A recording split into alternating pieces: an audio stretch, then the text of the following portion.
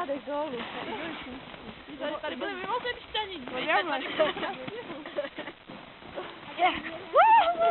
Nejede to.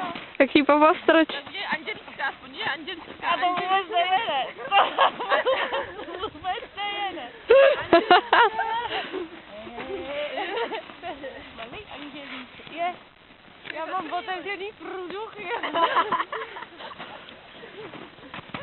Prosím, mohl by mi někdo zvednout? Tlačili jsme takovou hru, kterou hrajeme s Vojtou. Hráli jsme byl malý, musí dát teďka nohy do dolů. A žádná chrobák. A teďka zvedni pravou nohu a zaklepej. Dobrý, polož. Zvedni levou nohu a zaklepej. A polož. Zvedni pravou ruku a zaklepej. Pořádně. No a polož. Levou ruku a polož. Teďka obě nohy. Pořádně, klepej. Teďka polož. Teďka obě ruce. Klepej. A teďka celý tělo. Je, to je dobrý, to je super, ale jak ještě to pořád definuje můj problém, jak stát. To je pointa. Ne. Udělej kopnou, dozadu.